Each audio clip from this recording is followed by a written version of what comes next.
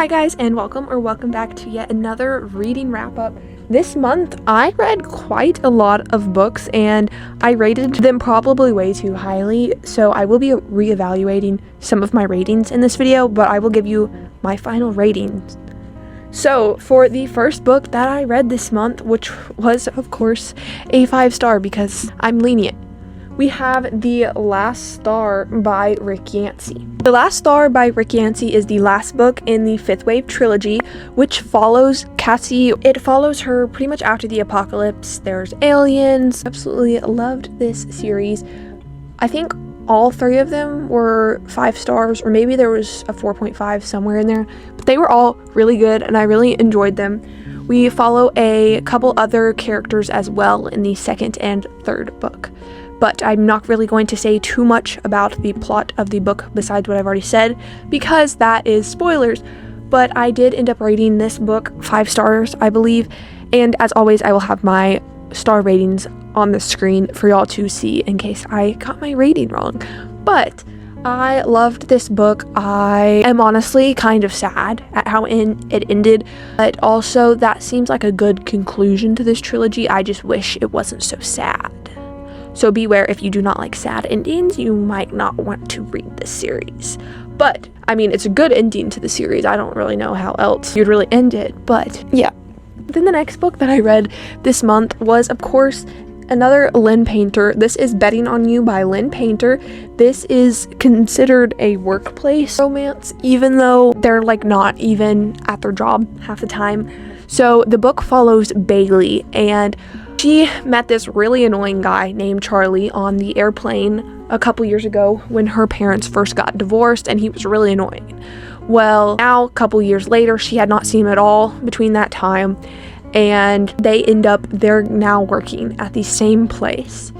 And then they end up having to fake date, of course, and there's all of this stuff. His parents also got divorced, so they really can relate on that aspect, and he's pretty much trying to get her to stand up for herself when it seems like her mom's new boyfriend is just like taking over their lives. And I really liked it. It was really cool. I'm not sure, I don't really think it was my favorite Lynn Painter book, but yet again, it was a 5-star, so what can I say? I'm pretty sure, I guess I'm like rounding up, but I'd probably say this would be like a 4.5, not a 5-star. Because like I don't really think about these characters much at all after the fact. Like I haven't really thought about this world too much. So I'm actually, you know what? I'm rounding this down to 4 stars, okay? 4 stars.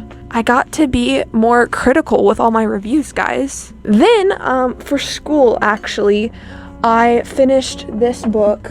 It's called Homesick by Jean Fritz, and this is about her childhood in China, and as there's a war and everything, and pretty much that's it. It does deal with a lot of grief, and I did have to write a lot on this for my school, but it was actually really, really enjoyable, and I really liked it. Then I actually started a thriller, and this was on my TBR. Most of these were on my TBR, actually. I almost finished my TBR this month also, but just not quite. Then I started That's Not My Name by Megan Lally, and so That's Not My Name is about a girl who wakes up in a ditch on the side of a road, and she can't remember her name, anything about her, anything like that. She of course still remembers how to walk and talk and everything, but she has no memories. So she doesn't know who she is, who her family is, if all her family's dead, if she has any relations or anything like that. And so then multiple people all show up at the police station once a police officer finds her, and they're all claiming that they know her somehow. One guy is claiming that he is her dad, and another guy is claiming that he's her boyfriend, and all of this different stuff, and she just cannot figure out who it actually is, who she actually is, what her name is even. And so yeah, really, really fun, really interesting, but I sadly DNF'd it. I only got about 6 chapters in, and then I DNF'd just because there was just some stuff I did not agree with, and I just didn't feel comfortable with it. So I just decided to DNF. It was a soft DNF, though I think I would have enjoyed it if I continued it. Rebel, the graphic novel, is just the graphic novel version of this book, Rebel by Marie Lu. We had Legend, Champion, and Prodigy, so it was the Legend series. And this was really good. I really liked how they wrapped it up. I did not read this version yet. I have only read the graphic novel so far, and it has not released yet. I think it releases in September or November, and I absolutely loved it. I loved that conclusion, and I will definitely be reading that. I will definitely be reading like the actual book version of it because that was really good. Then I read If You Could See the Sun by Anne Liang. And If You Could See the Sun was basically about this girl at a prestigious school, and she's always very concerned about her grades, as all the Anne Liang characters always are. And she's going there on a half scholarship. Well, her parents are pretty poor, so they can barely afford that. But in the first chapter, we figure out that her parents can't even afford to pay that anymore, so she's going to have to leave that school. And out of that school comes Harvard graduates, millionaires, billionaires. And so she thinks this is the only way for her to be able to have a successful life is if she stays in this school and graduates from this school. And then after an award ceremony, she turns invisible and she decides to use this new power to start an app called Beijing Ghost. And on this app, she will figure out people's secrets and like stalk people, I guess, but they can't see her because she's invisible. And then she gets paid a ton of money for this, and this is how she's going to pay for her next year's tuition. But when will it go too far where she has to do something that she knows is not right? Will she really go that far for that money? And that is basically what the book is about, and I really liked it. I did rate it a 4-star just because it wasn't my favorite Anne Liang book. I am still biased to Never Thought I'd End Up Here because it was my first one I read from her, and yeah, I really liked it.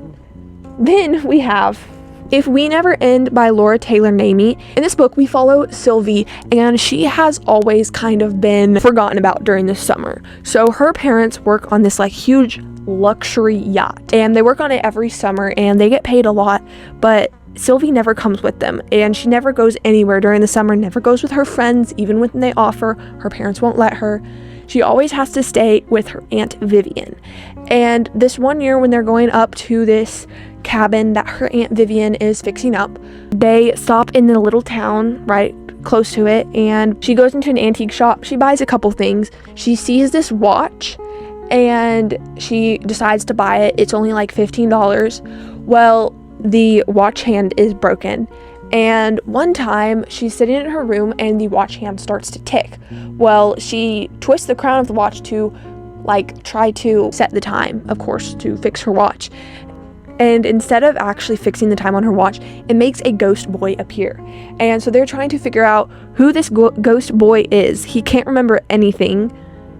And then they're also trying to figure out how he got stuck like in the watch, and like how he can stop being a ghost, and figuring out who he is and all of that, while she's also trying to still get over the fact that her parents practically abandoned her every summer. So I thought that was really good. I did end up rating it a 3-star because it wasn't my favorite. There was some cool aspects of it, some cool twists, but still wasn't really my cup of tea. I did really enjoy it though, and I'm surprised I have not really heard too much about this author before, and I really think I will like the rest of this author's books as well. Okay guys, I also wanted to say I did DNF Check and Mate by Ali Hazelwood. This was actually my book club's book for the month with a couple of my friends I have, but I did sadly DNF this. This book is about our main character Mallory, and she used to play chess. And once it kind of like tore her family apart, she didn't play it anymore. So Mallory basically one time for a charity, she decides to then go back and play this one round of chess. And she actually ends up beating the current reigning champion. So then she ends up getting in a contract with this like big chess company, and she's now going to play chess for that company, and that is how she's going to get the money that she needs to give her mom and her sisters, because they need money at the moment and they don't really have any.